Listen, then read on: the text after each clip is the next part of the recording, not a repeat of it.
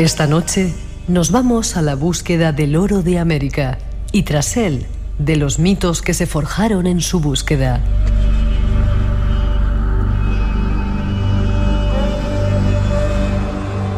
Aventureros, conquistadores, naves, piratas, todos se lanzaron a la búsqueda y captura de tan brillante metal. Es una epopeya llena de aventuras e intrigas que esta noche os queremos desvelar. Será nuestro primer tema. Habrá más.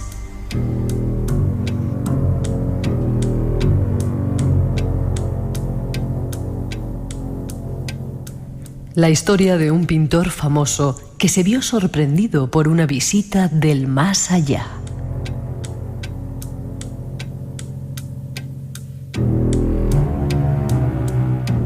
Una historia apasionante llena de contactos extraterrestres.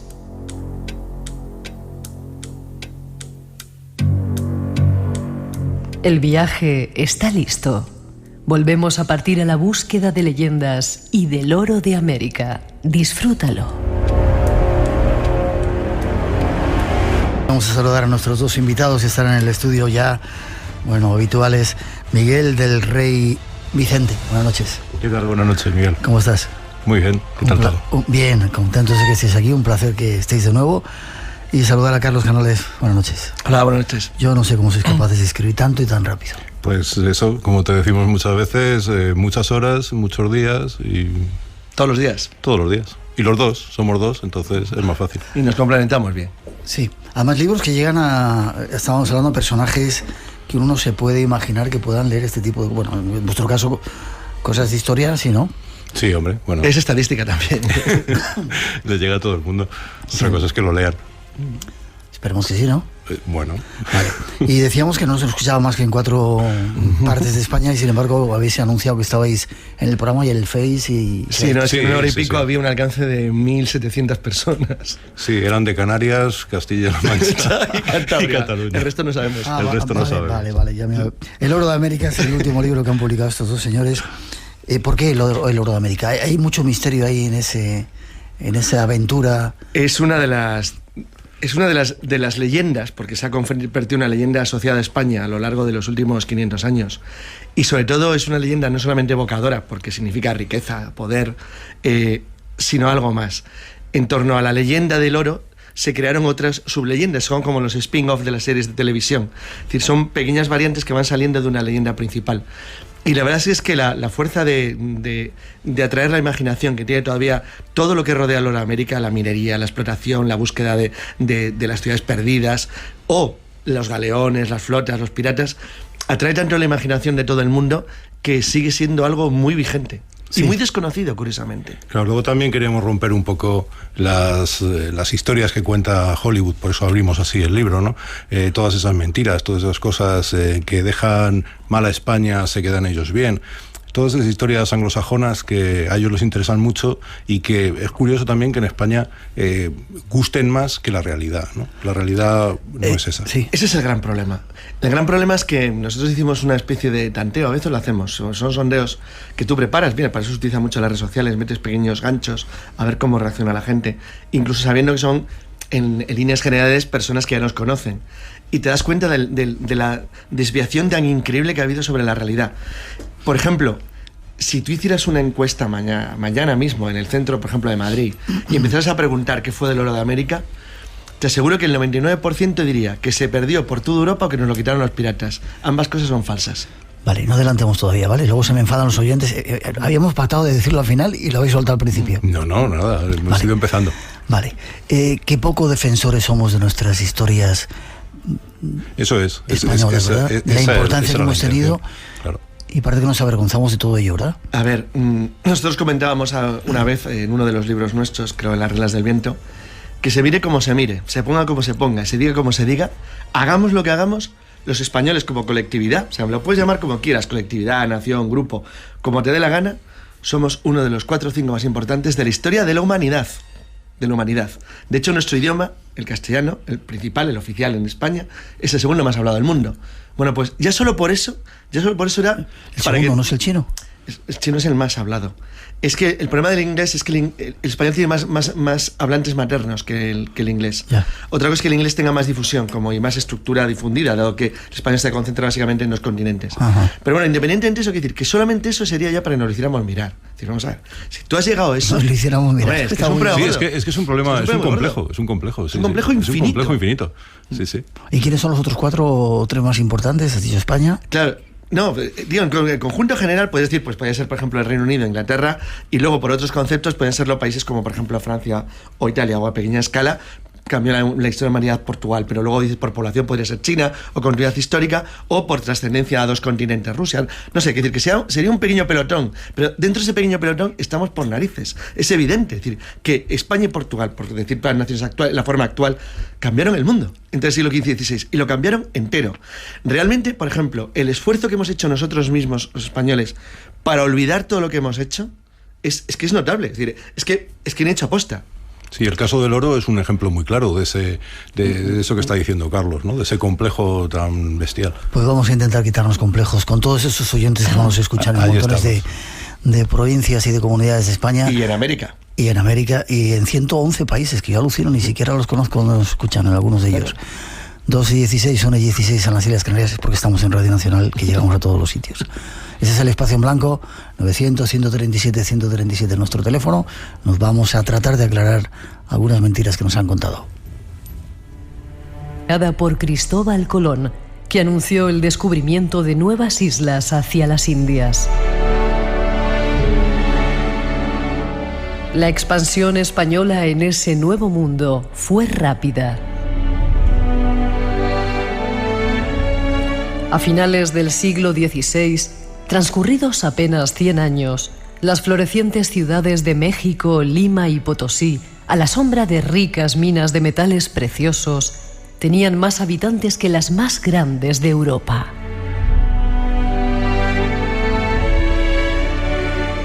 Desde 1561 y hasta 1748, para llevar suministros a los colonos y luego llenar las bodegas de plata, oro y ricas mercancías de regreso a España, cruzaron los mares 2 flotas anuales. Eran barcos del rey, llenos de riquezas de la corona y de particulares, por lo que su pérdida era una cuestión de Estado. Lo cierto es que, pese a su número, durante 2 siglos y medio no se perdieron demasiados. Conozcamos parte de su historia y cómo comienza esta leyenda del oro de América. Pues vamos a ver cómo comienza todo este asunto. Como habías dicho, Carlos, Colón, españoles y portugueses expanden el mundo, no descubriendo, pero dando a conocer otro continente. Ya parece que habían estado otros allí, ¿no?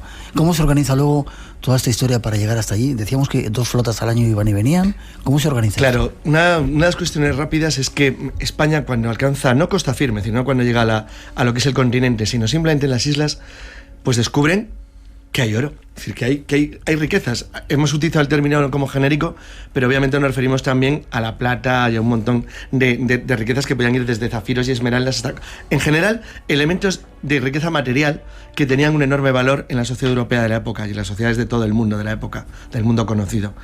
Lo que España se da cuenta rápidamente es que tiene 2 ventajas. Primero, tiene el monopolio de la inteligencia, que esto siempre se olvida. ¿Y eso? Solo nosotros llegábamos allí. Es que esto es otra leyenda. O sea, cuando los primeros barcos europeos de naciones que no son España o Portugal empiezan a llegar a América, ha pasado ya más de medio siglo.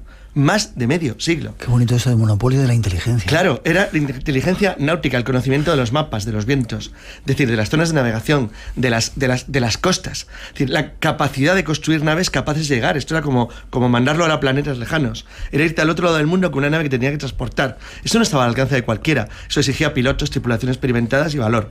Entonces, todo eso formaba lo que hoy llamaríamos un cuerpo de conocimiento que se recogía principalmente en una organización que la Corona de España crea al efecto, que es la Casa de Contratación. La Casa de Contratación. La Casa de Contratación la Casa de Contratación sería como la NASA de la época, en cierto modo, es decir, donde se planificaba y se preparaba no solamente el comercio con América, que entonces todas las naciones de Europa eran monopolísticas, no solo nosotros, todo el mundo cuando comerciaba intentaba crear un monopolio protegido de una manera de los competidores. Es verdad, porque alguien podría decir, bueno, pero los primeros, es decir, ¿cómo se conoce eso en Europa? Bueno, pues se empieza a conocer por una casualidad. Y es que uno de los barcos en los cuales, España establece, una vez que llega a Costa Firme y ya cuando estaba en las islas, un sistema de impuestos que se llamaba el Quinto Real, por el cual una quinta parte de las riquezas que se descubrían, localizaban o se conseguían en América eran propiedad de la corona y tenían que ser revertidas a la misma. Tenían que volver a España. Exacto. Entonces, ese Quinto Real... Una quinta parte. Uno de los barcos que manda parte del tesoro que Cortés ha cogido en Tenochtitlán es capturado por corsarios franceses cerca del Cabo San Vicente. Porque ahí empezamos ya con lo que luego son leyendas. Es decir, España estaba en guerra con Francia, es la guerra que acaba con la batalla de Pavía y con la captura del rey francés. En esa guerra, un corsario francés, patrocinado por un armador normando, captura un barco. Ese barco, descubren ahí lo que llevaba y se quedan pasmados. Entonces, los franceses son los que transmiten a Europa. De hecho, el armador del barco corsario le entrega todo lo que ha capturado al rey Francisco para que vea lo que los españoles están trayendo del otro lado de los océanos. El problema es que nadie en Europa era capaz de llegar allí. O sea, no llegaban. Entonces, claro, por eso, tardaron mucho tiempo en llegar. Por eso esperaban a los barcos para capturarlos con los corsarios. De todas formas, como bien ha dicho Carlos, es un barco de momento. Exacto. Para entonces ya han ido y venido más barcos, ¿no? Lo que está buscando España desde el primer momento es fortuna. O sea, es que eso hay que decirlo claro. O sea, España, cuando va a América, lo que busca es fortuna. Busca fortuna, busca una ruta para encontrar especias, busca ganar dinero. Pero está buscándolo España como está buscándolo Europa entera. Una vez que están allí es cuando se organiza de cierta forma, como ha explicado perfectamente Carlos, se organiza de cierta forma para que esa fortuna revierta al mismo tiempo en España y revierta en América para poder seguir encontrando más fortuna. Esa es la realidad del viaje.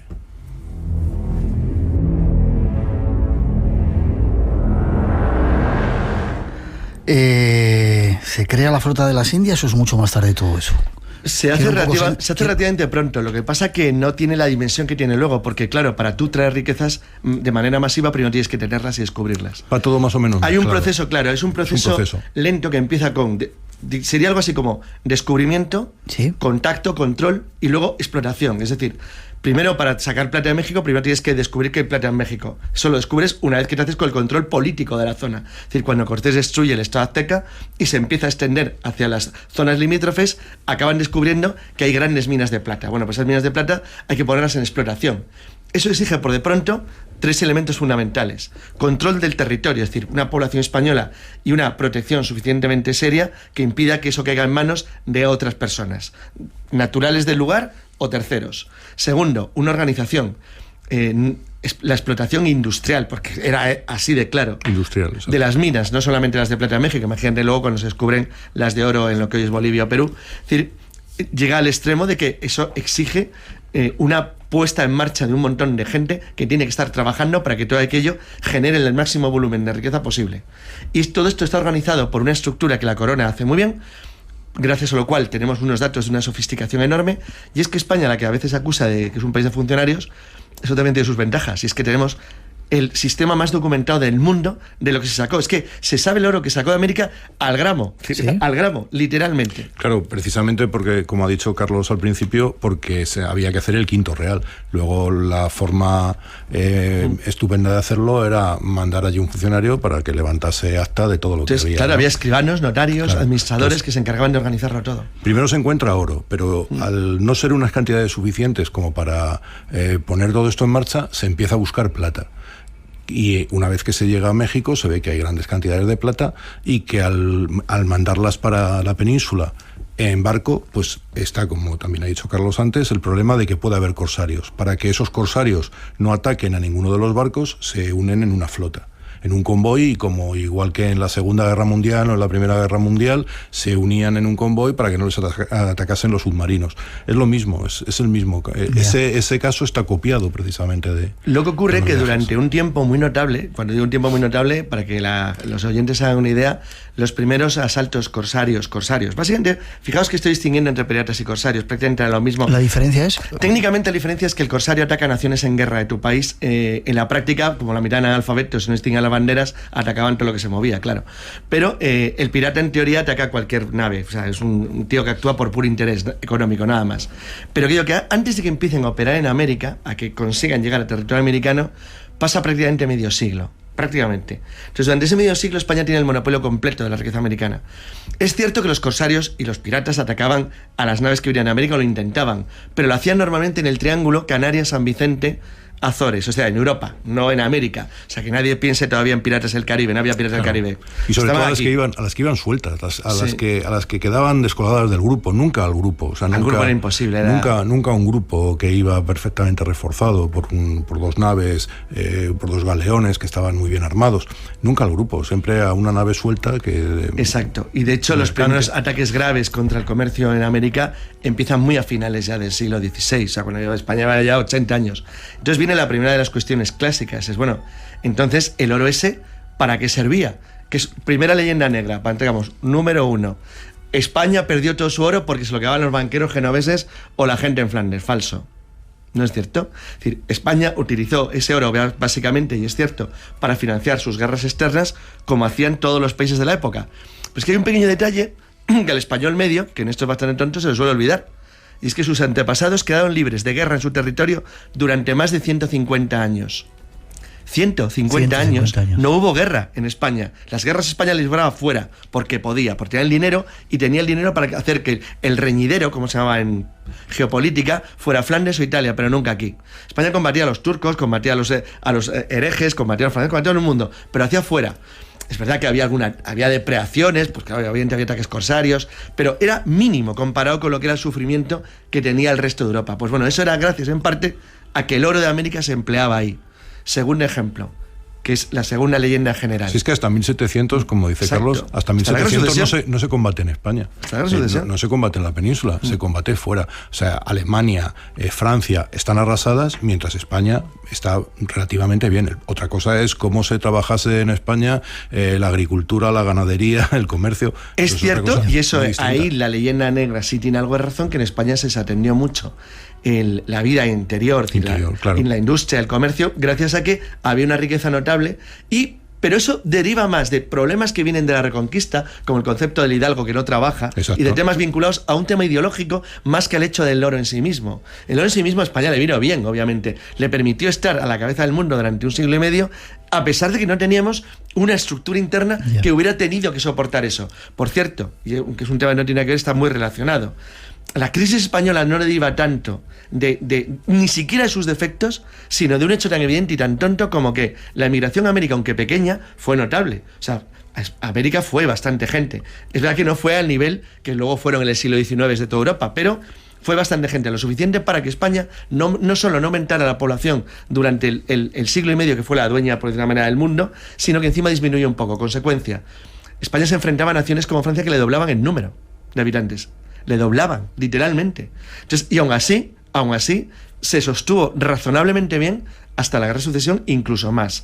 Consecuencia, es decir, no lo hacíamos tan mal, de hecho lo hacíamos muy bien. Es decir, fueron factores de otro tipo los que perjudicaron o consiguieron convertir todo esto en un problema. Y además, y un tema para también tratar, la riqueza que se extraía, como hemos comentado, solo una parte venía a España, el resto se invertía allí, en América. O sea, el periodo colonial español, con todas sus sombras, con todas sus cosas malas, es el periodo de más prosperidad y tranquilidad de la historia americana, probablemente. Sí, en la península hay dos problemas básicos. Está el problema de población, como decía Carlos, y el problema del monopolio. El problema del monopolio hace que todo lo que venga de América se quede en su gran mayoría en Sevilla, en Cádiz, en Andalucía, porque son esos mismos comerciantes los que mantienen el monopolio con los comerciantes de los puertos de Nueva España, que a su vez también tienen un monopolio, ¿no? Entonces repercute relativamente en el resto de la península. Y luego el problema de la población. El problema de la población, durante 3 siglos, España lo arrastra Es angustioso ese problema. Angustioso, sí. O sea, probablemente España, si hubiera tenido 1 millón de habitantes más, hubiera colapsado a Francia en la década final del siglo XVI. O sea, casi con seguridad. España no podía, como Felipe II nunca pensó conquistar Francia, lo que quería romperlo, convertirlo en Suiza. O sea, romperlo, es decir, convertirlo en microestados que no fueran enemigos. Y estuvo a punto realmente de conseguirlo. El caso inglés es complejo porque el caso inglés se mezcla con el tema de Flandes, que es donde nacen los grandes enemigos españoles que saben que España cuenta con América y que son las naciones que se van a convertir en rivales nuestros, pero en el siglo XVII, no en el XVI. Eso es, Holanda, es que Inglaterra. tardan mucho en hacerlo. 2:30, 1:30 en las Islas Canarias. Lo que saben estos tíos de historia.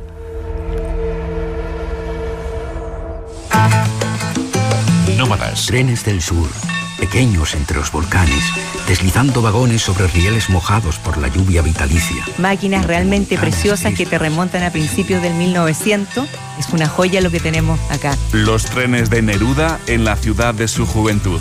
Temuco, capital de la Araucanía. Lagos, río, pesca, naturaleza, volcanes, aguas termales. Nómadas, con Álvaro Soto. Chile natural y salvaje. Los domingos a las 7 de la mañana en Radio Nacional de España. Espacio en Blanco, en Radio Nacional, con Miguel Blanco. Y con Miguel del Rey esta noche y Carlos Canales hablando de una parte de nuestra historia desconocida, el oro de América. 900-137-137 por si queréis preguntar. Antes de pasar a la segunda parte, ¿quién fue o cuál fue el primer barco que trajo oro a España? ¿Se sabe? ¿Tenemos datos? Los datos se conocen, lo que pasa que oro como tal... ¿O riquezas desde el primer momento empezaron a traer. Otra cosa Colón ya traía... Sí, lo que pasa es que no había la cantidad que ellos trae. creían. No, pensaban que podían encontrar más y se dieron cuenta que realmente en las islas del Caribe no había No, oro ellos suficiente. buscan oro una vez que llegan a las islas del Caribe, buscan oro, no encuentran oro en la cantidad suficiente e intentan buscar otras cosas. Es lo que te hemos dicho antes, buscan especias, tal, ven que eso no funciona bien y continúan a tierra firme para seguir buscando lo mismo. Es que en el fondo la historia es esa, la historia es seguir en tierra firme hasta que encontremos oro, plata, especias y riquezas. Y lo que pasa es que hay dos elementos que distorsionan todo y que se convierten en un mito a nivel mundial, no solamente en España, que es en la conquista del estado azteca en México y la llegada a Perú. Es decir, la eliminación del Estado incaico. Eso cambia todo, porque es la descubrimiento que existen estados organizados y que los estados organizados cuentan con enormes cantidades de riquezas y un mundo muy diferente de lo que eran las islas del Caribe. ¿Cuál es el problema? Que todos los encomenderos, los conquistadores, los exploradores piensan que puede haber algo igual más allá. Entonces, el resto del siglo XVI español es la búsqueda de un más allá, es decir, de Claro. un nuevo imperio azteca, un nuevo imperio inca. Ir más lejos a ver si de verdad existe. Es la búsqueda de Cíbola, las ciudades perdidas, el mito del dorado. Seguramente hablaremos ahora de ello. Pero porque cada vez que se llega, desde el primer momento que se llega a tierra firme, cada vez que se intenta encontrar esas riquezas en un punto determinado, los habitantes de ese punto determinado dicen, no, aquí no están las riquezas, están un poquito más allá. Váyase usted allí lejos, que ya verá como allí sí que hay riquezas, pero más que nada para que le dejen en paz. Para quitárselo de encima, ¿no? Claro, para quitárselo de encima, no es otra la razón. Ellos ven que no hay riquezas, luego, pues será verdad, vamos allí donde dicen ellos. Vale, déjame que demos un pasito más en esta historia que queremos contar esta noche. Esa introducción nos va a servir. Sí. Y tenían que estar autorizados. De hecho, por ejemplo, Cervantes lo intenta. Cervantes intenta ir a América, que se le dio un cargo para poder trabajar allí. Tenías que pedir autorización, pero es verdad que lo que habéis dicho en la introducción está muy bien hecho en el comentario. La gente empeñaba cualquier cosa, todo para conseguir fortuna. Claro, y solamente eran españoles, no podían ir extranjeros. Eso es. ¿Ah, sí? Sí, no pueden ir extranjeros. Tenían que ser españoles. Los que había eran lo que se llamaban naturalizados, gente que vivía en España y que tenían relación. Si no, o sea, que en la práctica eran súbditos de la corona de Castilla. Si no, no hubieran podido ir a América, por lo menos en las fases iniciales. Hay un dato importantísimo. Entre la gente que buscaba reinos perdidos o tesoros inmensos, había gente de gran fortuna, no todos eran pobres. O sea, por ejemplo, Hernando de Soto era uno de los tíos más ricos del mundo. Es decir, era un tipo con una fortuna enorme que él invierte en su propia aventura. Es decir, él es el que equipa toda la aventura y se rodea de gente competente para poder intentar buscar, pues bueno, legendarias ciudades o reinos perdidos más allá del lugar conocido por parte de los exploradores europeos. A Coronado le pasa algo muy parecido, o incluso el último de los grandes conquistadores, el que abre el camino a Nuevo México. Es decir, todos ellos invierten su fortuna, es decir, piensan que la única manera de lograr tener éxito es gastar el dinero que tienen. En algunos casos gente con notables recursos. Principalmente porque, como dice Carlos, una vez que llegaban a una zona que ellos consideraban interesante y que la habían conquistado, esa misma zona el rey se la daba a ellos para que la explotaran. Con lo cual, si tú llegas a un sitio en el que es absolutamente rico, tiene unas minas sensacionales de plata y oro, no te importa meter parte de tu fortuna en hacer esa expedición, puesto que luego vas a recuperar una gran cantidad de ellos, salvo el quinto que le sigues teniendo que mandando al rey, ¿no? Esto también es importante porque, igual que tú mandabas el quinto al rey, el resto del dinero quedaba en América, con lo cual eso se invertía ahí. Claro, es decir, México tenía universidades en una época en que en Europa, muchas zonas de Europa no las tenían. Es decir, se construyeron hospitales, carreteras, viaductos, puentes, acueductos, puertos. Es decir, todo este material, carreteras, todo lo que era necesario para poder enviar el oro a América era infraestructura que los encomenderos no solamente se dedicaban a poner a los indios a acabar en minas, también construían que también lo hacían, por supuesto. No negamos una... Claro, era un sistema de explotación comercial global, pero eso significaba también la aportación de enormes elementos de carácter material al lugar en el que estaban. Es decir, construir ciudades, construir catedrales, iglesias, universidades, puertos, minas, escuelas. Entonces, todo esto convierte a América... Ciudades además que no existían así en la península, en muchos casos. Sí, lo que habéis dicho al principio es cierto. Potosí era a finales del 16 la ciudad más grande del mundo. Del mundo. Más que París, más que Roma, más que Londres, que la mayor. Sí, tenía más habitantes. Sí. Y de hecho, como bien ha dicho Carlos también, a la hora de la explotación, desde el momento que se quita la esclavitud, los que están en las minas, que el trabajo es un trabajo durísimo, el trabajo que hacen en esas minas, no son esclavos.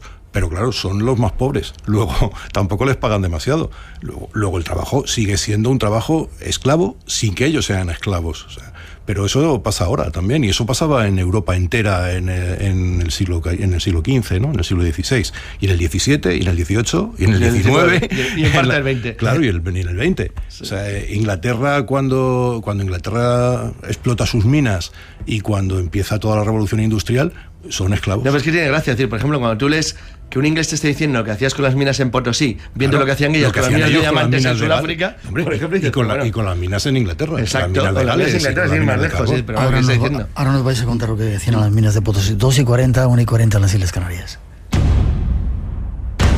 Entra en contacto con nosotros. 900-137-137. Espacio en Blanco. En Radio Nacional de España. Con Miguel Blanco. Decíamos en esa introducción que llegaban a un lugar, lo que acababais de contar hace un momentito, y no había riquezas, y vete más lejos, en Cundinamarca, eso es. La leyenda del Dorado. Es cierto que existía el Dorado, que existían esos lugares, Cíbola, Iquibira, el Andacollo. Esos lugares no existían. Se buscaban.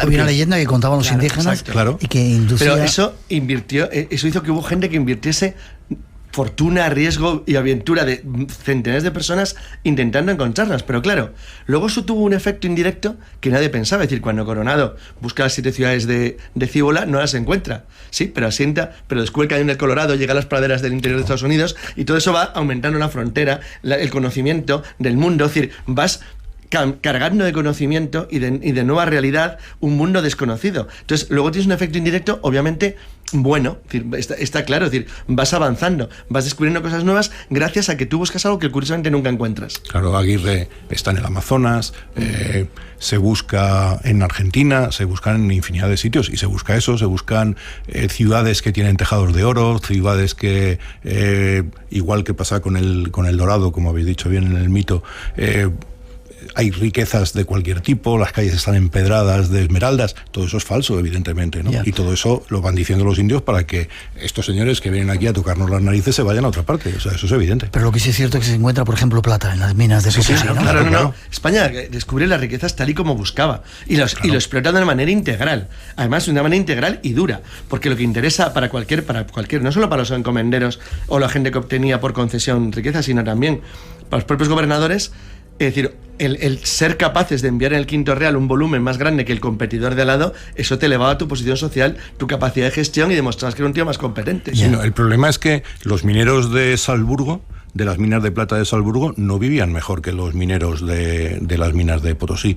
Y también es verdad que el problema de Potosí, que es el problema de la mita, el problema de una pseudoesclavitud, eso no lo inventaron los españoles, eso los inventaron los incas. Ya. Vale, en Potosí que había plata. En Potosí había plata. Se llamaba la mina Cerro... Sí, Cerro, sí, se llama, porque Cerro Rico. El Cerro se conserva. En algún sitio he leído que increíble la cantidad de pisos que tiene, y que a unos 70 metros de altura, dice, nos encontramos con el tío, la representación del demonio, una deidad horrenda a la que le hacen ofrendas para sacar... Pero eso siguen haciendo ahora, eso sigue existiendo ahora.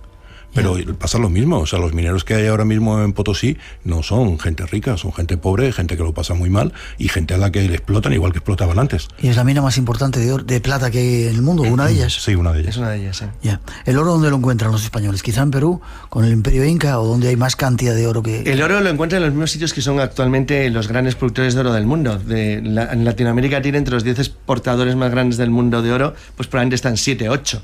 Es decir, el oro sigue siendo un material, es decir, un mineral que se encuentra en América bastante bien. Es verdad que hay explotaciones en otros sitios, desde Rusia, hay muchos, pero es cierto que en los mismos países que tenían esas riquezas las tienen ahora mismo. Es decir, lo curioso y lo interesante es que el volumen que España es capaz de sacar en 300 años equivale aproximadamente a lo que se saca hoy en 5 años. Es decir, es muy poco. Es decir, realmente... A ver, hay que colocar todo en su contexto. Es cierto, España saca un montón de riqueza en el tiempo que está allí. Un montón de riqueza proporcionalmente adecuado a la forma de explotación de la época y a la época de la que estamos hablando. Y a lo que se está sacando en otros países. En otros sitios, exacto. En relación a lo que se está sacando en Europa. En relación a España Europa. gana claramente. Es decir, aporta la mayor parte del oro del mundo durante un tiempo vino de América, del oro y de la plata. Y de muchas más riquezas. Otro elemento de confusión, fíjate qué cosa más curiosa. Tú preguntas ahora mismo, en Ámsterdam, pasándolo por Ámsterdam, dices... ¿Vosotros por qué creéis que vuestros antepasados atacaban a los galeones de Indias? No lo hacían, pero bueno, ya veremos qué. Pero es decir, ¿por qué atacaban a los galeones de Indias en el Caribe? Dice, bueno, porque queríamos recuperar el oro que los españoles robaban a los indios. Vale, eso es la frase clásica. ¿A que no sabéis por qué? Es que es curiosísimo. El primer motivo de intervención naval holandesa, organizada y patrocinada por las Provincias Unidas en América, busca principalmente minas de sal. Necesitaban sal desesperadamente. Cierto tipo de salinas en lo que es costa de Venezuela, enfrente de Aruba y Curazao, se convierten en elementos principales del objetivo holandés. Porque lo que nosotros llamamos riqueza ahora no quiere decir que la riqueza era muy variada. Es decir, la riqueza eran los esclavos, la riqueza era el azúcar, la riqueza eran las especias si venías de Oriente. La riqueza eran cosas muy variadas, porque la riqueza básicamente era la escasez. Lo que tú necesitas, es concepto económico elemental. Entonces, fíjate, curioso que uno de los objetivos esenciales al principio de los holandeses en América fuera buscar sal. Es decir, porque era lo que necesitaba en ese momento. Por supuesto también querían oro y plata, pero si tú tenías eso, perfecto. Y luego el segundo problema, que esto sí que es importante, es que la intervención europea para todo esto que hemos contado, empezar a sacarle partido, pasa por la intervención de los estados. Es decir, aquí nosotros hablamos rara vez de piratas. Los que tienen éxito son flotas organizadas en naciones enemigas de España. Nunca un pirata. Es decir, es gente seria. Es decir, cuando digo gente seria es que la flota de Indias es capturada una sola vez. Una sola vez.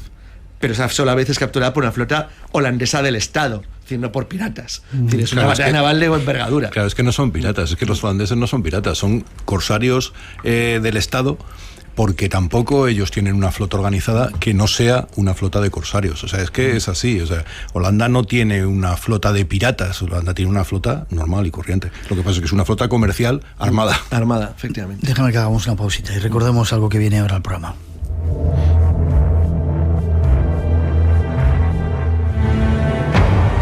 Esta noche, en Espacio en Blanco. Me siento ya en una duna un poco altita y me doy cuenta de que delante mío se me está descubriendo una nave, veo una ventana y unas columnas y apareció esta ventana con estos dos seres detrás de los cristales. No os perdáis esa historia que nos va a contar un artista famoso de nuestro país.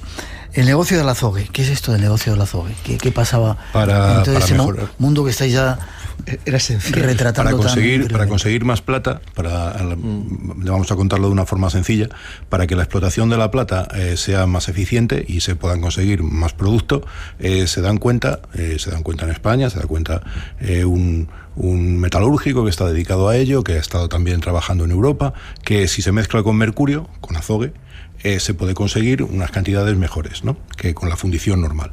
Entonces, no hay mercurio suficiente en América. Tienen que mandarlo desde las minas de Almadén, desde la península. ¿Qué se hace con esto? Pues una flota que lleva el azogue el mercurio para poder explotarlo en las minas de Potosí. Al mismo tiempo, cuando ese mercurio llega allí, los barcos se vuelven a rellenar de la plata que se va consiguiendo para volverlo a traer aquí.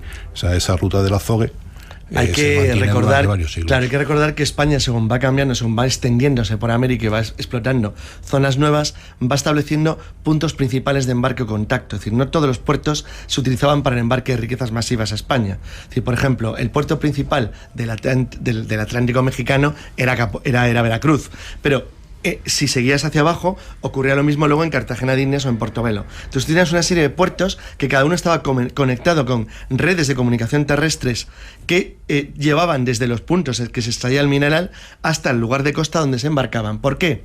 Porque el tener puntos concretos tenía dos ventajas. Primero, podías fortificar un lugar y de esa manera no extendías el riesgo de que capturaran el oro demasiado, y te permitía acumular los barcos, como decía Miguel al principio, en un convoy que protegido los traía hasta Cádiz o Sevilla. Entonces, de esa manera simplificabas todo el sistema. Y luego además mantenía el monopolio. Siempre tenemos siempre que pensar que había un monopolio. Eso hay que mantenerlo durante todo el tiempo que está España en América, ¿no? ¿Se sabe más o menos cuántas toneladas de oro se trajeron y de plata a nuestro país? Sí, damos datos al gramo en el libro. Está perfectamente cuantificado. ¿Me das algún dato? Sí, en el propio libro, de memoria, pero al final del libro te lo digo, te decimos, mira, con toda exactitud. Como está también, como hablábamos de lo de las minas de Almadén, igual que se está tratando de mal a los mineros en Potosí, se está tratando igual de mal a los mineros en Almadén. O sea, no hay una diferencia, ¿no? En Almadén hay forzados que están trabajando en las minas, en Potosí hay gente igual que está trabajando forzada. O sea, ese trato es similar en toda España y en todo el mundo. O sea, es que ese es el Mira, si a alguien le interesa como curiosidad, es decir, los datos son, nosotros cogimos los de Hamilton, hay varios estudios bastante buenos. Eran tan meticulosos los escribanos, funcionarios y administradores que trabajaban para la Casa de Contratación y para los virreinatos, para los virreyes, que se sabe que España sacó exactamente en los siglos XVI y XVII 16.900 toneladas de plata y 181 toneladas de oro, o lo que es lo mismo, exactamente redondeando, 16.886 815 con 303 gramos de plata, sí, 16 millones, sí, y 181.333.180 gramos de oro. O sea, pero oficialmente. Preciso, de manera oficial. De manera oficial. Luego, evidentemente, había contrabando. De manera oficial, esos son los datos que hay. Y eso solamente era un quinto de la riqueza. Claro, pero teniendo en cuenta que en el año 2014 México produjo 110,4 toneladas de oro, solamente el 2014, significa que en realidad España, si lo juntan con todo lo que produce Latinoamérica, pues básicamente el tremendo expolio del oro americano equivale a la producción actual de un año en América. Y te has quedado tan tranquilo. Claro, es que esa es la realidad. Es que esa es la realidad. Vale. Es la realidad. Déjame que demos un saltito más ahora a la búsqueda de tesoros. ¿Sabe cuántos barcos se han hundido? Sí, más o menos están bastante... Bueno, en el mundo entero se calcula que hay unos 3 millones de barcos hundidos. 3 millones de barcos. Sí. Pero no españoles. Pero no españoles, digo el mundo entero. Ahora, para que se den una idea, solamente las costas de América del Norte, es decir, a través del Paso de Bahamas, desde la zona que iba de la ruta de México, que pasaba entre Cuba y Florida, solamente se sabe que en la zona que iría desde las costas de Cuba y Puerto Rico, desde las Grandes Antillas, hasta la costa norte de América del Norte, hay aproximadamente 65.000 barcos hundidos de la época desde la colonización española hasta el siglo XIX. 65.000. Entonces, esa burrada de barcos, se supone que en total es posible que el valor de todo lo que habría hundido, por ejemplo, en un radio que podíamos hacer un triángulo desde las Azores, Canarias, España, sería de unos 25.000 millones de euros. ¿De euros? Sí, si lo pudieras valorar, lo que hay ahí hundido en plata, oro y metales preciosos. 25.000 millones.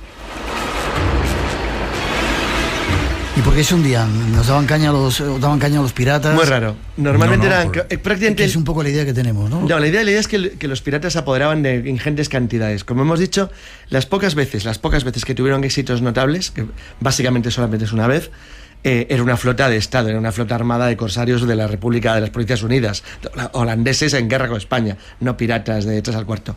En general, por causas de corsarios, piratas y ataques extranjeros de flotas organizadas, solo se perdió 1 de cada 100 barcos.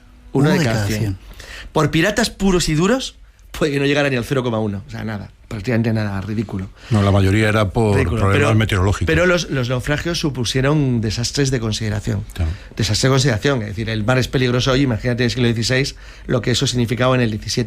Yeah. Entonces, en general, el caso es tan grave que incluso en la España del siglo XVII hubo estudios y trabajos, en el libro citamos cosas interesantísimos para intentar recuperar riquezas hundidas, porque se sabía muchas veces dónde estaban y era interesante intentar sacar. Sí, sobre todo en la zona de la península, en la barra de Sanlúcar, todo esto, ahí era donde más naufragios había y donde, como bien dice Carlos, era donde más sencillo se podían utilizar esos métodos que se estaban en ese momento empezando a inventar para recoger esos. Sí, la zona que rodea Cádiz hay unos 1.500 barcos de esta época hundidos aproximadamente. 1.500. Sí, más o menos. ¿Y de dónde sale la idea entonces de que nos robaron? Nos robaron. Desapareció tanto oro que venía de América. Sale del cine. De lo que nos ha regañado antes por haber...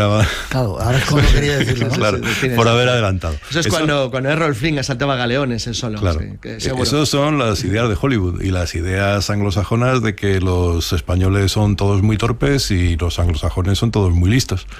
Y el cine eso lo ha vendido siempre, porque los piratas de Errol Flynn y Douglas Fairbanks han vendido desde los años 30 y eso era muy fácil. Muy bonito, quedaba muy bien eso de atacar galeones ahí en mares lejanos. Bueno, en realidad claro. Pues no tanto.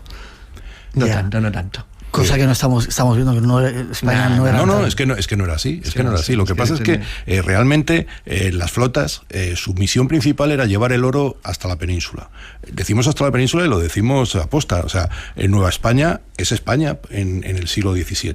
Y la península sigue siendo España en el siglo XVII. Luego es llevarlo desde una provincia, Nueva España, a la península, donde está la metrópoli. La principal obligación de los capitanes de la flota era llevar el oro, no combatir contra los que se encontraban por el camino. Yeah. Entonces, eso en muchas ocasiones lo que ha dado idea es de que los españoles eran unos cobardes que no escapaban, ellos se llevaban el oro, si es que les daba igual.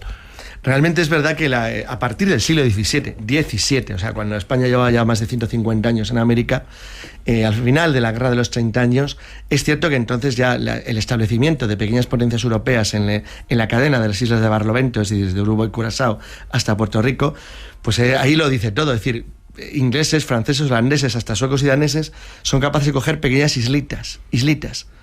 Pero vamos a ver, pues que hay una prueba evidente, salvo Jamaica, que tampoco es la isla más grande del Caribe, no cogieron nada. O sea, si es que lo que era el núcleo de lo que los ingleses llamaban el Spanish Main, sigue siendo español todavía hoy. Es decir, el continente, lo que era costa firme, salvo el pequeña incrustación de Belice, siguen hablando español. Es decir, nunca... Y Brasil, que un mundo aparte. El mundo portugués era tan distinto. En el caso inglés, desde el punto de vista estratégico, no necesitaban tampoco gran cosa, porque desde el exterior podían controlar más o menos el movimiento. Pero los piratas lo que podían coger, los piratas puros y duros, o incluso los corsarios, eran naves de cabotaje, pequeñas naves comerciales, porque el tráfico era bastante intenso, pero era muy difícil que consiguieran un galeón cargado de oro. Eso es una cosa muy compleja. Es que ni en el caso de Drake, sí, que es el corsario más famoso, el número uno, con Morgan. Con Morgan, de los 4 combates que mantiene Drake con España, pierde 2 y gana otros 2. Lo que pasa es que han sido mucho más famosos los 2 que ha ganado que los 2 que ha perdido o los 3 que ha perdido, ¿no? En 10 segundos, cuando íbamos para allá, ¿qué llevábamos aparte de Azogue? Cosas de España. Todo el material manufactura europeo, todo ropas, material textil, comida, vino, armas, quesos. Comida, exacto. Todo lo que iba hacia Europa era un comercio triangular, que también se hacía con África, por el tema de los esclavos y el azúcar. Sí. Y la pimienta.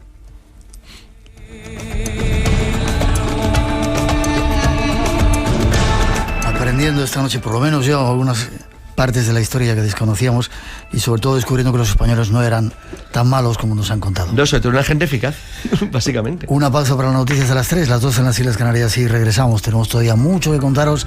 El teléfono abierto 900-137-137, está muy tranquilito porque estáis atentos al programa seguro.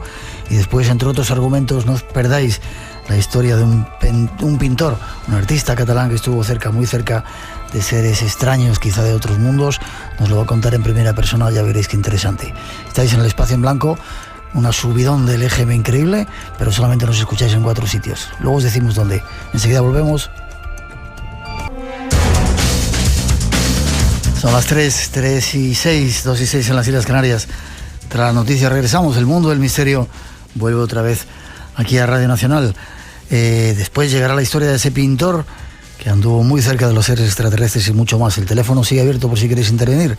900-137-137, llamada gratuita. Y además Blanco Radio en el Twitter y en el Face. Nos están poniendo a parir algunos oyentes latinoamericanos, porque dice que no solamente los españoles esquilmamos todo aquello, sino que se sigue haciendo en la actualidad. Españoles, supongo que chinos, todo tipo de gente les está dejando sin las materias primas. Bueno, y que vosotros... será por eso las venden, porque... Claro, es una opción. Acabamos de decirte, es decir, que actualmente América Latina saca en oro, en solamente un año, lo que sacó España en 300, pues sí, los mismos. Claro, nosotros nos limitamos a decir lo que ha ocurrido, de verdad. Vamos con tesoros. Decías que había multitud de barcos, hablábamos del San José. ¿Qué pasó con el San José? El San José que se ha puesto de moda porque recientemente ha habido de nuevo una polémica sobre él, aunque es un tema que se arrastra desde hace tiempo. Bueno, primero, como resumen para los oyentes que no lo conozcan, el San José era un buque que durante la Guerra de Sucesión de España, en 1708, hizo explosión tras un combate contra 2 buques ingleses en lo que hoy son aguas territoriales del Estado de Colombia, colombianas. Fue localizado por... ¿Venía cargado con oro o venía cargado con...? Sí, llevaba monedas, venía ya acuñadas, ya era moneda acuñada, es decir, millones de monedas acuñadas, o sea, tiene un valor enorme la carga de San José. El caso es que el San José más o menos se sospechaba dónde estaba, pero una empresa norteamericana consiguió la localización exacta y, pues se planteó un problema obviamente sobre la propiedad. La normativa colombiana, que es del año 2013, la más reciente, desarrolla una serie de artículos de la Constitución en el sentido que determina la propiedad del Estado de Colombia de los bienes que se encuentran en sus aguas territoriales. Eso en principio chocaría, en el caso de San José, con la normativa española que sostiene la teoría de la bandera de Estado, es decir, que la bandera de abanderamiento del barco da derecho a la propiedad independientemente de donde se encuentre. Ese es el criterio general que se aplica en todo el mundo a los barcos de guerra. Esto es un tema interesante porque el San José como tal podía ser considerado de una manera u otra. Esto es un tema importante. Y luego finalmente está el concepto que tenía la empresa descubridora de que no se deja tratar al fin y al cabo de algo que solamente ellos han descubierto y que solamente ellos pueden sacar. Cuidado, las empresas americanas que hacen tesoros distinguen claramente si el pecio está en aguas territoriales de un estado a si está en aguas internacionales. Para ellos no es lo mismo, es que objetivamente no es lo mismo. Si está en aguas internacionales lo pueden sacar sin problema. España sigue sosteniendo que la bandera del barco es propiedad. Bueno, en cualquier caso... Y en aguas territoriales también, lo que pasa es que, pero ahí es más difícil. Como dice Carlos, la empresa lo que intenta es convencer al Estado de que ese barco es suyo por estar en aguas territoriales. Claro. Entonces, ahí hay veces que el Estado español dice que bien, que se lo queden, porque no va a ir ellos nunca, que es el caso de San José, nunca va a ir ellos a sacar el dinero, a sacar las monedas, a sacar el tesoro que haya, y hay en otros casos que no. Hay una cosa interesante de este pleito, y es que en el caso del San José, la empresa norteamericana que reclamaba la propiedad tuvo un litigio, y el litigio en tribunales de Estados Unidos se resolvió a favor del Estado de Colombia, es decir, consideraba que el San José era propiedad del Estado colombiano. España intervino mucho más tarde en el pleito, de hecho ha intervenido prácticamente hasta ahora, porque claro, hay un pequeño problema en el caso colombiano, es que las naves españolas... puedes decir que son españolas, y también colombianas, dado que Colombia es un estado sucesor nuestro también. Entonces, es decir, en el siglo XVIII eran parte del mismo lugar, con lo cual tampoco yo no me sería lo suficientemente seguro como para decir que un barco español naufragado en Argentina, por ejemplo, o en México, no es mexicano o argentino también. Es decir, claro. Es difícil. Lo que pasa que también hay elementos de matiz, por ejemplo, que sería el caso de la famosa fragata Mercedes, la pero de eso Odyssey, era en aguas estadounidenses. Pero no, la Odyssey fue en aguas españolas. No, digo el caso de antes, que son de aguas estadounidenses también. Claro. Ahí es más dice nuestra señora Tacha, por ejemplo, sí. Claro. Pero el caso, por ejemplo, de Mercedes, que a veces cuando se oye, es que era oro saqueado en América, pero vamos a ver, pero si lo que llevara era caudales del Río de la Plata, y era una nave militar española, una fragata, es decir, con bandera igual que la de ahora, si es 1804. Claro. Entonces es que cada caso es un mundo, y cada caso hay que tratarlo prácticamente por separado. Vale. Pero en líneas generales, como resumen final, digamos que sigue sin estar resuelto bien por la legislación internacional el problema de los pecios, y sobre todo, sigue sin estar resuelto también qué se hace con lo que se encuentra allí una vez que se encuentra, porque hay legislaciones que permiten, por ejemplo la colombiana permite que el 50% se lo pueda quedar la empresa descubridora, y una parte incluso, y además es una empresa razonable de lo que se encuentra. Imagínate, ¿para qué quieres, yo que sé, millones de monedas de la época de en este caso de Felipe V? Pues bueno, pues no, pues una parte la puedes fundir, tampoco pasa nada, conservas unas cuantas y ya está, tampoco hay que exagerar. O sea, tampoco se puede ser en esto más papistas que el Papa, es decir, hay que tener también un elemento racional.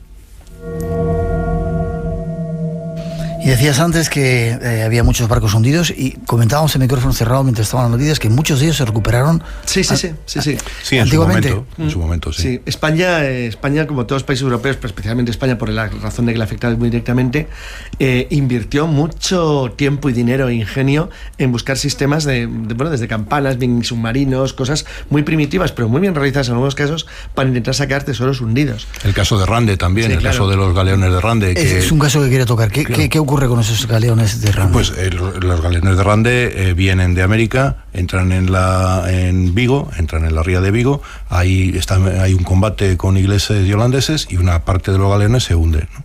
Ese tesoro no se recupera, y empiezan las leyendas sobre ese tesoro, ¿no? Leyendas que aparecen incluso en 20.000 leguas de viaje submarino, Claro, que es lo que busca, es lo que busca el Capitán Nemo. El Capitán Nemo con el Nautilus está en la buscando bahía de Rande. en la bahía de Rande, está buscando el oro de los galeones de Rande, ¿no?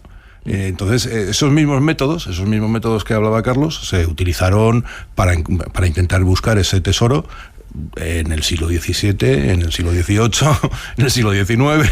Y una parte de lo que estaba próximo a la costa o en zonas de una profundidad no excesiva se consiguió sacar. Claro. Es decir, España recuperó bastante oro del que se perdía por naufragios. Por seguir cerca de la costa había sistemas para intentarlo.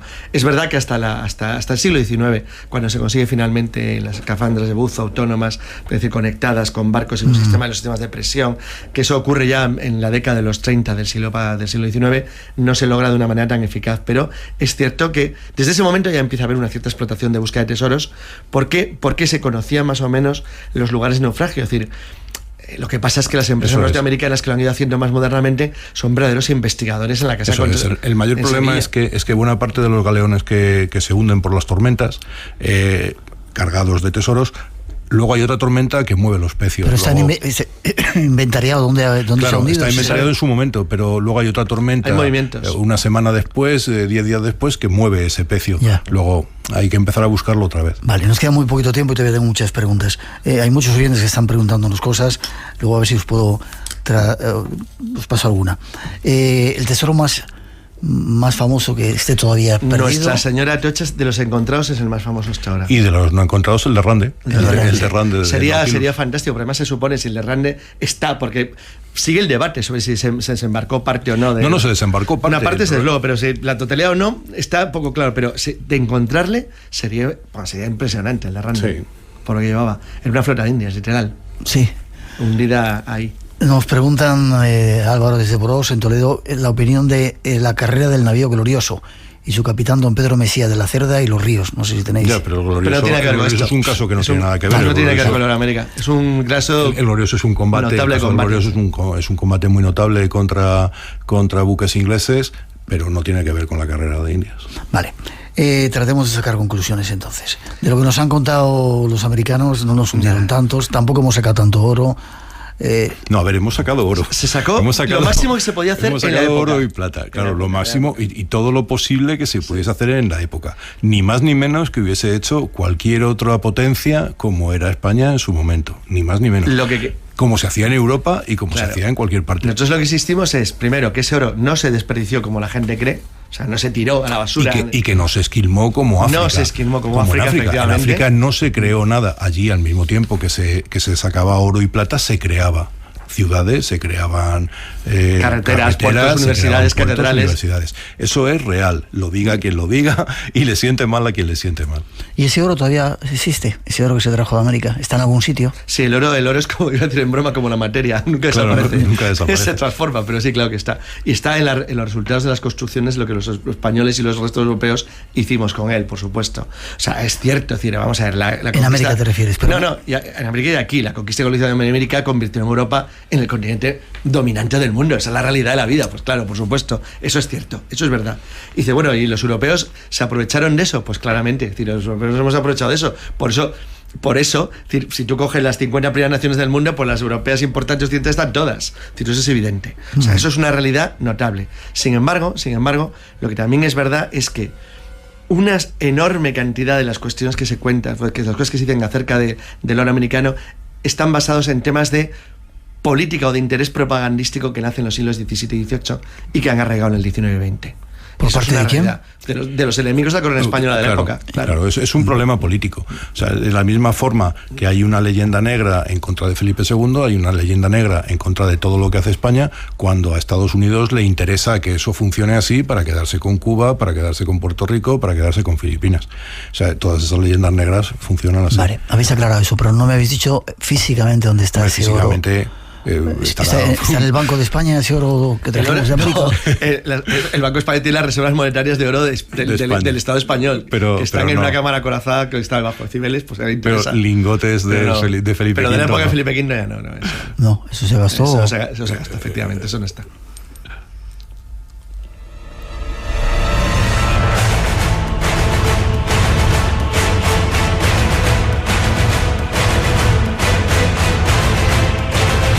Pues con esta música casi tenemos que terminar. Daros las gracias y sobre todo sacar la conclusión de que los españoles que deberíamos estar más orgullosos. Sí, no somos tan malos como parece. No somos tan malos ni somos tan torpes, sinceramente. Claro, exactamente. Aunque se pierda el fútbol y no ganen... Bueno, pero tampoco nos ha ido tan mal, ¿no? Se ganó Turquía, ¿no? No, pero hay que decir, hombre, pero ahora mismo vamos a ser optimistas. España es el país ahora mismo que tiene más Copas de Europa de fútbol. Vale, gracias, don Miguel. Optimismo. Gracias a ti siempre, Miguel. Forma de contacto y cuál va a ser vuestro próximo trabajo. Nosotros tenemos un Facebook que es Trazos de la Historia. Trazos de la Historia. MIC. Y bueno, pues ahí se puede contactar. Bueno, con MIC nosotros. es Miguel y Carlos. Tampoco sea muy esotérico. Miguel y Carlos. Y luego, pues trabajos, seguimos. Nosotros seguimos trabajando y tenemos ya los proyectos del 17 y el todo. 18 prácticamente. Y del 18 prácticamente. Sí. Y me preguntan algún oyente, casi para despediros, ¿de dónde sacáis toda la información? ¿De bibliografía? Pues hay de todo. Consultados. Hay, por supuesto, bibliografía, investigación, pero por otra parte está ahí también lo que más o menos sabemos. Estamos bastante orientados en lo que buscamos. No hacemos las cosas tampoco de una manera tan alegre. Y 25 años de trabajar juntos o 30, o sea que es todo. Vale, y estáis buscando patrocinadores para hacer proyectos por ahí, ¿no? Sí, todos. Tenemos un proyecto por ahí que no vendría mal un buen patrocinador. Vale, pues ahí lanzamos la idea. Gracias, Carlos. Te he dicho, es un placer estar con vosotros. Gracias a ti. Nos vemos prontito. 13 y 18, 2 y 18, las Islas Canarias, 900, 137, 137. Hay más espacio en blanco. El misterio te espera de 2 a 4 de la madrugada del sábado al domingo. Espacio en blanco con Miguel Blanco en Radio Nacional. De estudios altoaragoneses, a las 10 de la noche se hace al aire libre. Eso está en el centro de la ciudad, al lado del parque. Sí, pero dime qué ciudad. En Huesca ciudad. Y entonces llevamos ya 18 años. Es una tradición de verano muy concurrida, es una de las del ciclo de conferencias más concurrido, y en este año se inicia el día 4 con una conferencia de Susana Villacampa, que nos va a hablar sobre creencias y leyendas en el castillo de Montaragón y su entorno. El castillo de Montaragón era defensivo, pero también fue sede de una orden religiosa y de un abadía muy importante, y está muy rodeado de leyendas desde la Edad Media hasta principios del siglo XX. 4 de julio, sí. Sí, el día 5 viene Agustín Ubieto, que nos va a hablar de caminos peregrinos por Aragón, porque ha hecho el trabajo más amplio que se ha llevado a cabo sobre los caminos de Santiago en Aragón. Va a salir pronto a luz, y es un trabajo ingente, tanto de historia como de tradición oral. Sí. Y nos va a aportar esas informaciones. El día 6, José Ángel Sánchez Ibáñez nos hablará del soldado que se enfrentó al mal, que era un aventurero Jerónimo Pasamonte, que aparece también en el Quijote, y este vivió a finales del siglo XVI y principios del XVII, y ha hecho un trabajo muy amplio sobre él y está preparando otro, y bueno, nos hablará de este personaje y su relación con la bruja, los demonios, los espíritus. Y la clausura la llevará a cabo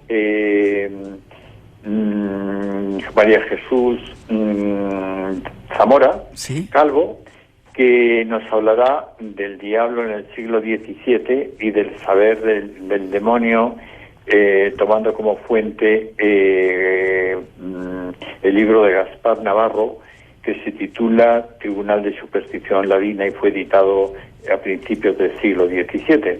Estos son los temas que se van a tratar y es entrada libre. Y, déjame que ponga un poquito de música, déjame un segundito solo.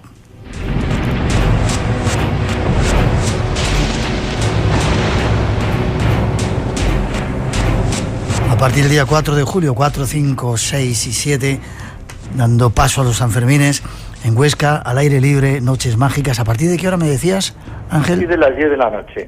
10 de la noche. ¿Entrada libre?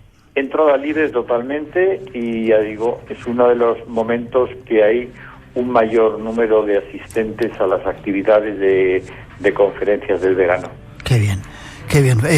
¿Tienes alguna página web donde se puedan informar más nuestros oyentes? Bueno, Instituto de Estudios Alto Aragoneses, que pueden buscarlo allí, ¿sí? En la página web iea.es, pues ahí lo pueden encontrar. Perfecto, Ángel, gracias.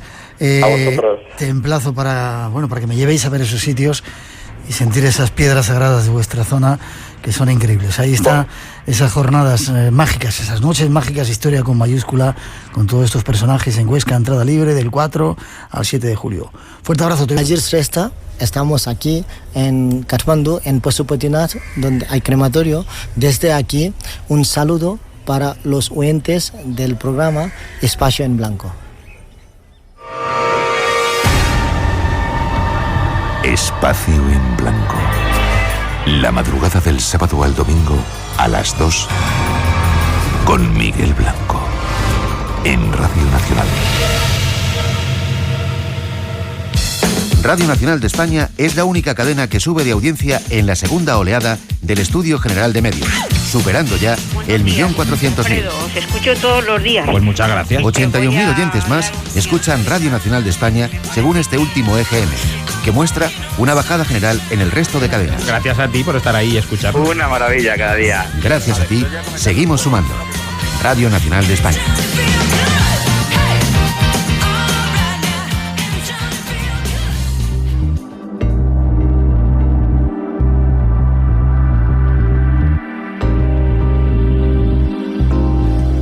Y 25, 2 y 25 en las Islas Canarias. Nosotros también hemos subido, pero según el EGM solamente nos escucháis en Cantabria, curioso, Castilla-La Mancha, Cataluña y Canarias, donde antes no nos escuchaban en Canarias, ahora nos escuchan. El resto de España no escucháis nadie.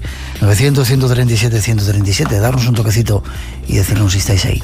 Y ahora, antes de presentaros otros temas que tenemos por ahí pendientes, de vez en cuando nos gusta que nos contéis aventuras en primera persona. Escuchad la que nos cuenta ahora nuestro siguiente invitado. Ya veréis, tiene que ver con ese mundo de los extraterrestres que tanto os gusta.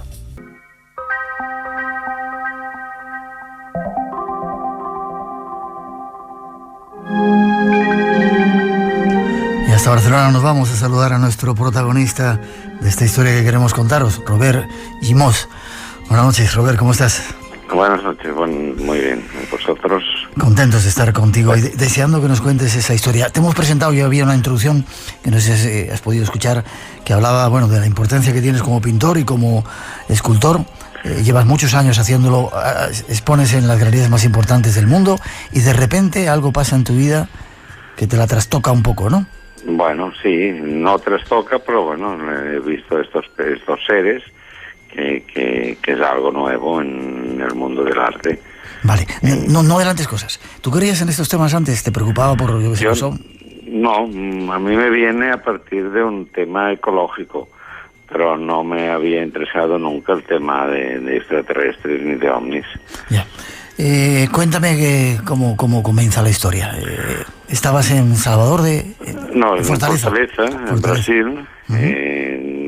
Y A ver, yo tengo esta escultura que está en el agua, en el puerto de Barcelona, y después primero se presentó en Sitges, estuvo como 3 años en la playa de Sitges, después se ha quedado en el puerto de Barcelona, y esta escultura creo que es lo que yo cuando la hice pensaba en que podría servirnos para que, como reclamo para que esta gente, estos seres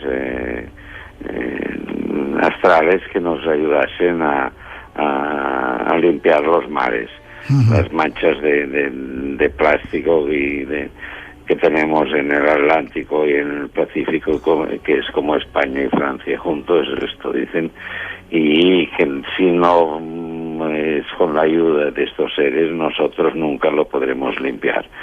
Entonces... ¿Ese era un poco el objetivo de esa escultura que tenéis ahí? Esta escultura era el objetivo. Vale. Y a partir de aquí lo que pasa es que estos yo lo decía en un plan global, y estos pues se me han presentado a mí, lo cual me encanta. Vale. porque los puedo dibujar, pintar y sé cómo son. Vale, cuéntame cómo entraste en contacto con ellos. ¿Cuál fue la primera vez que te encuentras con esa nave en Fortaleza? La primera vez fue en Fortaleza, cerca de la casa de mi excuñada. Salí con un bloc y un lápiz a hacer apuntes del natural, y me siento ya en una duna un poco altita, y me doy cuenta de que delante mío se me está descubriendo una nave, veo una ventana y unas columnas, y poco a poco se va esta boirina, estas nubes se van apartando y se va dejando ver. Déjame que te haga preguntitas. ¿Era de día? Era de día, a las 4 de la tarde. 4 de la tarde. ¿Y la nave esa estaba en una duna, en la tierra, posada en la tierra? Sí, estaba en tierra, o sea, no estaba posada, supongo que estaba en el aire, se puede mantener en el aire, así, sin pies, no recuerdo haberle visto pies ni... ¿Entiendes? Estaba posada, pero en el aire. Uh-huh. Y poco a poco pues se fue abriendo esta boira, y apareció esta ventana con estos dos seres detrás de los cristales. Vale, dime, espera, déjame despacito porque la historia tiene miga. ¿Cómo era de grande lo que viste, la nave, la esfera? Yo pienso, la comparo pues con una, no sé, entre 40 y 50 metros, pongamos, de diámetro. Y este observatorio, pues, estas columnas,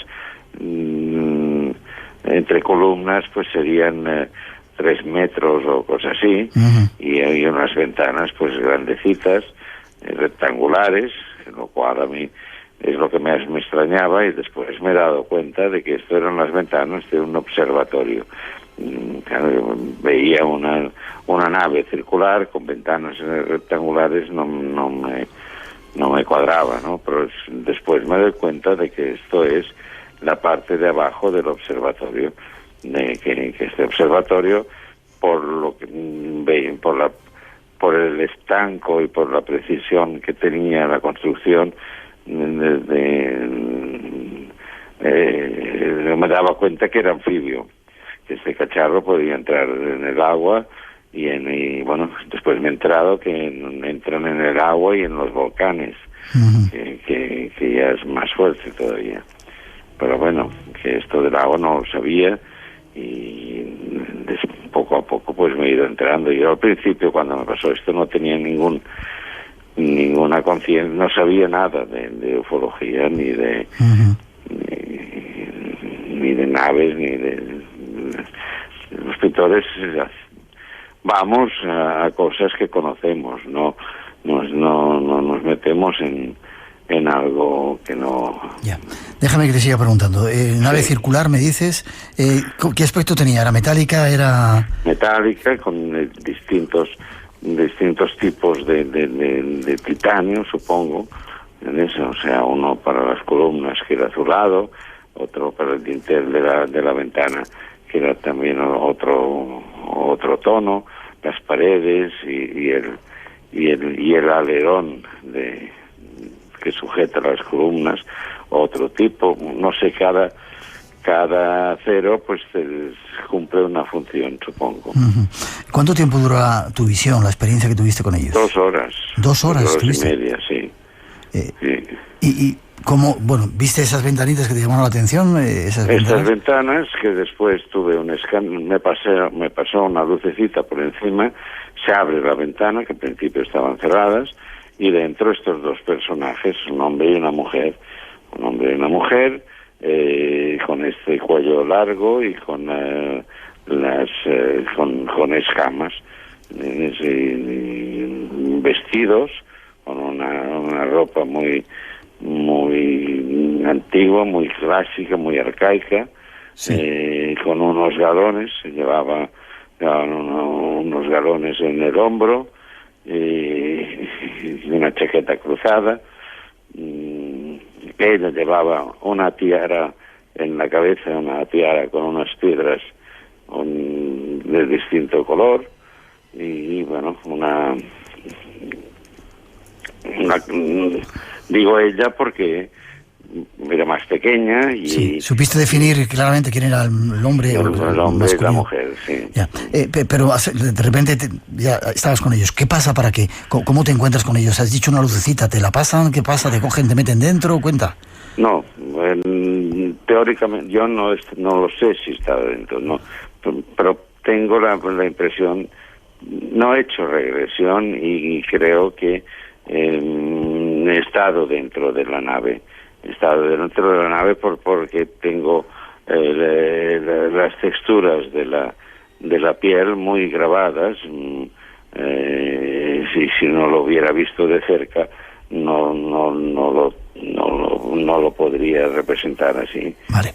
Los he tenido a 1 metro o menos, no sé. Déjame que pongamos un poquito de música y me sigues contando. Venga.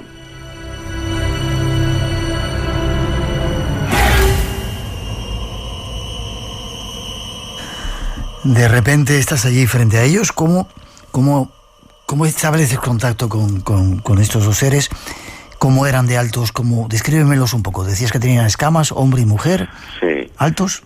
Altos, la mujer más bajita, el hombre más alto, y estas escamas en la piel, en la cabeza y en la cara. No, en la cabeza tenían una otra textura. Después esta textura iba cambiando a la que bajaba por el cuello y en la cara, ¿no? Ya, y cuando dices altos, ¿qué tamaño? ¿Qué? Yo calculo sobre unos 2 metros. 2 metros. ¿Eran finos, no eran...? Eran finos, sí, de aspecto muy elegante, muy señorial. Ojos grandes. ¿Sí? ¿Tenían pelo? No. Estas deformaciones craneales, que, bueno, no, sin pelo. Ya. ¿En algún momento te hablaron? ¿Se comunicaron contigo? Yo no recuerdo que me hablasen. Después me han hablado cuando hice la exposición, en la primera exposición, me vino una periodista a las 11 de la mañana y a las 3 se emitió esto. Bueno, yo la llamé para darle las gracias y felicitarla, y entonces nos entraban unas vocecitas en medio de la conversación que eran ellos que nos estaban dando las gracias también. No me digas, o sea, ¿eso ocurre? Esto ocurrió 6 veces. Por aquel tiempo se esperaba que Obama hubiera, en el 2009, cuando le dieron el premio Nobel, se esperaba que Obama había dicho que liberaría la información que tenía, cosa que no hizo. Y estos estaban aquí esperando que se liberase la información. Vale. Bueno, supongo, porque después ya desaparecieron y no me han salido más. Vale. Si están por ahí, nos ofrecemos a que en cualquier momento nos cuenten algo. Más cosas que te quiero preguntar. ¿No sientes que te hablaron? Estuviste 2 horas con ellos. ¿Tienes concepto claro del tiempo que pasó? 2 horas son mucho tiempo, ¿eh? 2 horas, 2 horas y media. Lo sé por el tiempo que en casa me estaban ya por el tiempo que había transcurrido fuera ya me empezaban a buscar, ya salían a buscarme cuando aparecí. ¿Tú sientes que te hicieron algo, que te manipularon de alguna manera? No siento nada, no que me hayan manipulado. Lo que sí, pues tengo un interés en repetir esto y hacerlo visible. Bueno, lo he hecho en todas las técnicas posibles que conozco, en pintura, en grabado, en toda tu obra artística, en acuarela, en óleo, en todos los medios que puedo. Ahora te preguntaré qué piensan tus colegas de este tipo de cosas, de esta manifestación del arte. Pero dime una cosita. Mucha gente que dice que ha tenido experiencias ahora, de alguna manera habían sido como preelegidos en la juventud, como cuando eran niños. ¿Recuerdas haber tenido algún tipo de experiencia de pequeño con tus padres o...? No he tenido. Yo de pequeño salía a pintar con mi padre. Era un pintor impresionista y yo pues también le acompañaba y íbamos con un grupo de pintores, y puede ser que desde entonces ya estos me tuvieran calado, porque entre las nubes no controlamos lo que hay. Y me podrían haber ya visto y decir, mira, este tío nos va a servir para, yo qué sé, si me vienen a cuánto en un momento les ha servido para que lo reproduzca, que no hay fotografías de esto. Y los des a conocer. Y los de a conocer, y estemos hablando de este tema. En alguna parte he escuchado que comentabas que la NASA tiene muchos datos, incluso hasta datos de 57 razas distintas de seres. Sí, estas 57 a veces son 120, no se sabe, o 50, pueden ser millones de razas. Imagínate el cosmos, es que no podemos saber ni lo que hay por ahí. Pero que bueno, poco a poco iremos entrando en esto, y igual el primer contacto se hace fuera, no se hace aquí. Aunque sabemos que están viniendo a la Tierra, los militares no lo quieren aceptar y les mandan cazas que de tanto en tanto debe derribar algún ovni, y con esto vamos avanzando. Desde un sitio le sacamos vamos sacando información, vamos evolucionando. ¿Solamente tuviste esa experiencia o se ha repetido más veces el contacto con estos seres? No, es una sola vez. Ahora el día 12 era 7 años. Bueno, pues no sé si podré ir otra. No he ido más por Fortaleza, por Brasil, pues, pero pues no sé, si es que además iré y no lo veré.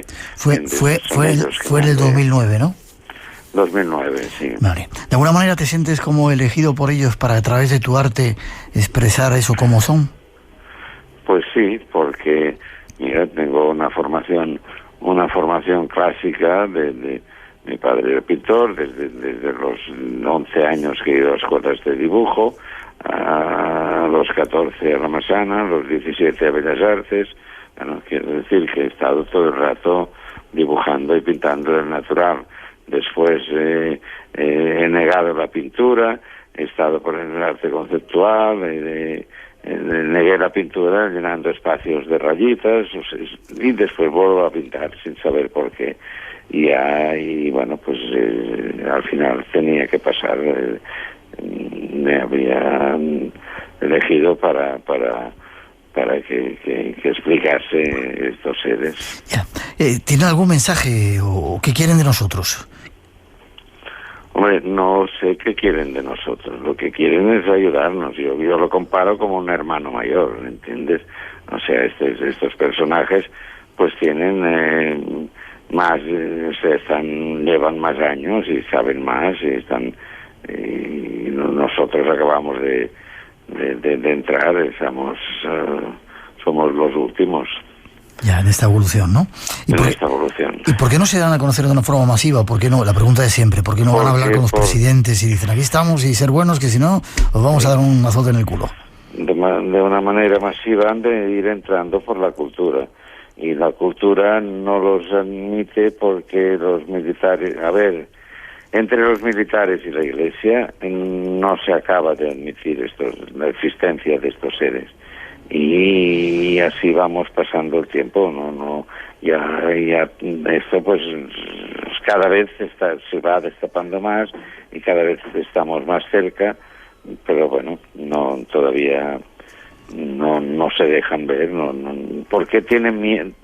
Supongo que tienen miedo de que, y además pasa que les mandan un caza a perseguir el ovni, y el ovni hace un drible y se largan.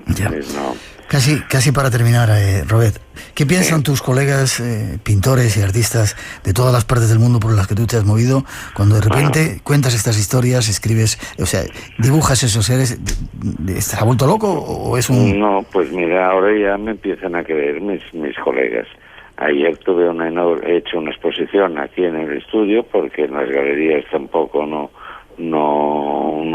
se atreven a exponerlo, no sé, porque no es lo programado. Sí. Hice una exposición en mi estudio, que tengo un espacio expositivo.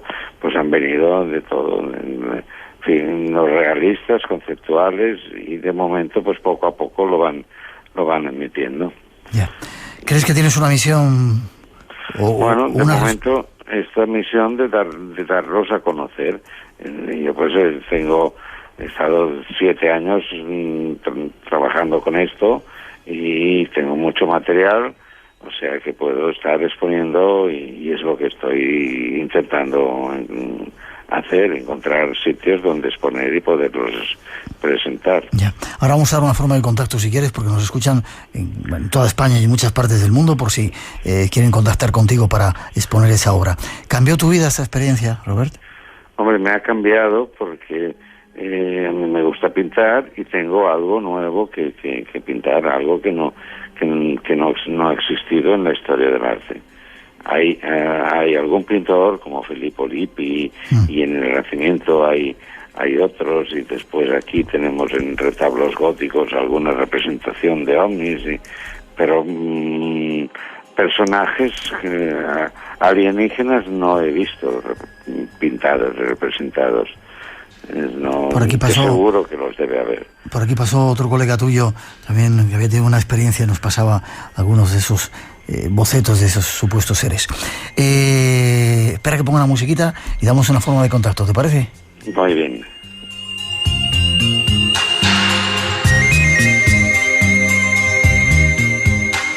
Robert Gemós estuvo con nosotros contando su experiencia, esa que tuvo en Fortaleza hace 7 años de contacto con seres de otros mundos. Forma de contacto, Robert, por si quieren ayudarte a exponer, divulgar esa obra. Robert Gemós, todo junto. Sí. @ gmail.com. Gmail.com. ¿Y tienes una página web también? Hay una página web. Sí. www.robertgemós.es. Gracias, Robert. Gracias por contarnos esta historia. Nada, a vosotros por ayudar a difundirlo. Ahí estamos, tratando de hacerlo. Y si quieren entrar en alguna conversación a lo largo de esta, ahí estamos para escucharles. Fuerte abrazo, te veo prontito. Un fuerte abrazo. Hasta prontito. Gracias. Dios. Si te gusta el misterio, lo desconocido, tienes una cita con nosotros. De 2 a 4 de la madrugada, del sábado al domingo. Espacio en Blanco, con Miguel Blanco, en Radio Nacional.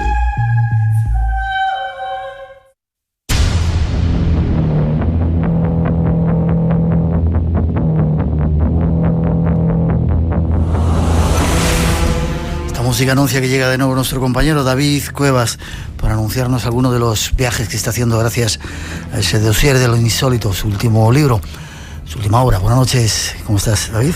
Buenas noches, Miguel. Pues muy bien aquí sobreviviendo a estos calores que yo creo que está atravesando toda España. en esta noche yo creo que complicada en lo que a la temperatura respecta, ¿no? O sea, se ha disparado el termómetro. ¿Qué está pasando, Miguel? Un misterio, eso es un misterio, el cambio climático, está llegando el fin del mundo, el apocalipsis, vete a saber tú. Tú sabes más que yo. Te vas de viaje, creo, a Barcelona, ¿no? A presentar el libro Dossier de lo insólito. Pues efectivamente, este miércoles, o ya mismo, prácticamente en 2-3 días, este miércoles 6 de julio voy a estar en Barcelona. Va a ser concretamente en la FNAC de la Illa. Esto está en la enorme avenida Diagonal, más concretamente en el número 549. Y la verdad es que yo recomiendo a todos los oyentes que se acerquen, porque va a haber sorpresas. Entre ellas, que va a estar acompañándome en esa presentación el gran Ramón Álvarez. Otro compañero nuestro que se lleva el mundo de los recuerdos del espacio en blanco, ¿verdad? Efectivamente, el recuerdo del espacio en blanco. Mira, hay muchos oyentes que piden cosas, que siempre están atentos, solicitándonos historias que han pasado en espacio en blanco. Pues van a tener una ocasión de oro para poder pedírselo directamente a Ramón Álvarez, que no se suele prodigar demasiado en actos públicos, por no decir prácticamente nada, así que ahí tienen una excusa perfecta. Pero es que no solamente va a estar Ramón, es que también va a haber dos históricos de la divulgación y investigación de estos temas, como son Alfonso Trinidad y Pedro Canto, que es otra de estas personas, en caso de Pedro Canto, que también lleva muchísimos años sin dejarse ver en actos públicos, conocidísimo investigador catalán, y ahí estaremos pues los cuatro más bien, con una tertulia yo creo que realmente fascinante, en la que hablaremos pues un poquito de ovnis, de fenómenos extraños, de aparecidos, de secretos de Estado y otras tantas cuestiones que solemos pues tratar aquí habitualmente en el espacio en blanco. La cita este miércoles en la FNAC, avenida Diagonal 549, con un montón de buenos investigadores, compañeros nuestros. No os lo perdáis. Gracias, David. ¿Forma de contacto, si quieres, para tener más datos? Pues muy sencilla, un correo electrónico, davidcuevas, @gmail.com, todo junto, repito, davidcuevas, @gmail.com, y ya sabéis, os esperamos a todos este miércoles a partir de las 7 de la tarde, no sé si lo hemos dicho, allí en la FNAC La Illa con los compañeros Ramón Álvarez, Alfonso Trinidad y Pedro Canto. Yo creo que os va a gustar, no os lo perdáis. No os lo perdáis, ese también es nuestro consejo. Vale, David, pues a seguir preparando temas, nos espera una nueva temporada llena de cosas misteriosas y trataremos de darle respuesta. Y muy honrado de que sigas con nosotros. Pues muchísimas gracias y invitamos desde aquí a todos los oyentes, y recordar que Espacio en Blanco no se va de vacaciones, que continuamos aquí al pie de cañón todas las semanas con nuevas emisiones, con nuevos contenidos que a buen seguro os van a sorprender. Ya lo has dicho tú. Fuerte abrazo, hasta prontito. Hasta pronto, Miguel.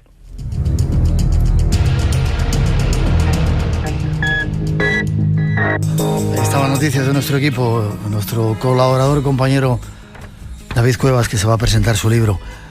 Rosa Rodríguez, buenas noches, ¿cómo estás? Aquí estoy, buenas noches, Miguel. ¿Qué tal las redes sociales? Pues muy bien, muy moviditas. Sabes que tenemos muchos oyentes que nos escuchan desde América Latina, así que hoy el tema les interesaba más todavía. Y luego nos ha llamado mucha gente por el tema del EGM, ya sabes que es muy inquietante estos vacíos, y muchos amigos de Asturias, por ejemplo. Déjame que diga los sitios donde nos escuchan. Hay que decir que si hacemos caso, bueno.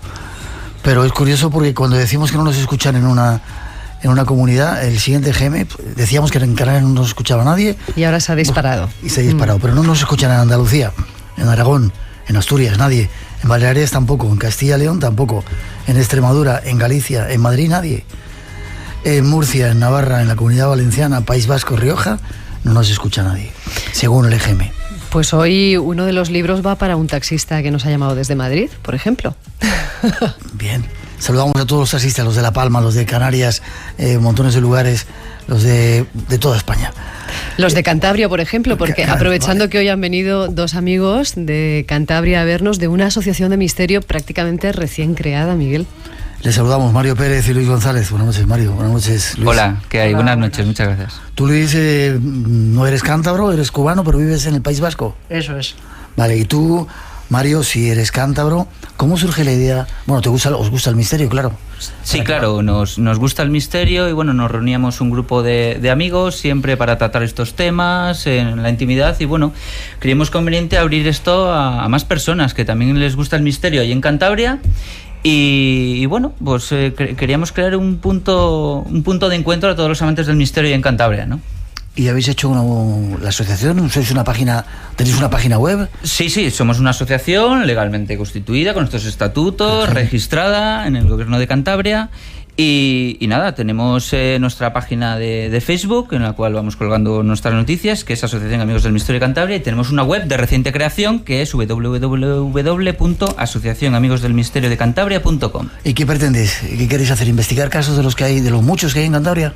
Queremos empezar con nuestras propias investigaciones y también pues lo que hablábamos, poner nuestros propios puntos de vista sobre toda esta temática en temas de actualidad del misterio, no solo de Cantabria, sino el misterio, que es un tema como global, no se le focaliza solo en una comunidad o nada, el misterio nos invade a todo el mundo, ¿no? Y hay cantidad de casos interesantes en Cantabria. Dentro de poquito vamos a volver a hablar de San Sebastián de Garabandal, que decíais que habíais estado con Fran Renedo, otro de nuestros compañeros, uno de los contactos que tenemos en Cantabria, con testimonios, voces de las videntes, de la vidente norteamericana, cuando apareció la Virgen, de la Virgen, un programa para no perdérselo. ¿Vuelve a repetir la dirección? Sí, la página web es www.asociacionamigosdelmisteriodecantabria.com. Pues gracias, Mario, gracias, Luis, por haber venido a vernos, por esa iniciativa, y cualquier día nos vemos por ahí por Cantabria. Muchas gracias a vosotros por invitarme y ha sido un placer. Gracias, Luis. Muchas gracias. Rosa, los ganadores. Sí, tenemos 5. Adora Torres, de La Palma. ¿De La Palma? La Palma, de la isla de La Palma, sí. Silvia Velasco, del Facebook. Ricardo Heredia, de Lanjarón, de Granada. Miguel Díaz de Quijano, del Facebook también. Y José Juan Marín, de Madrid, precisamente. Vale, no sé si tienes nuestro teléfono de WhatsApp. Tenemos el contestador, que está operativo 24 horas al día, el 91 346 1055. Y luego tenemos el número de teléfono de Ramón Álvarez, al que podéis llamar, de la sección de Ramón Álvarez, donde podéis enviar un WhatsApp al 652 035934 y pedirle alguna entrevista, algún recuerdo del Espacio en Blanco que queráis volver a escuchar. A lo mejor este verano, en los programas especiales que estamos preparando, ponemos algún recuerdito de esos. Gracias, Rosa. Hasta la semana que viene. Nos seguimos viendo.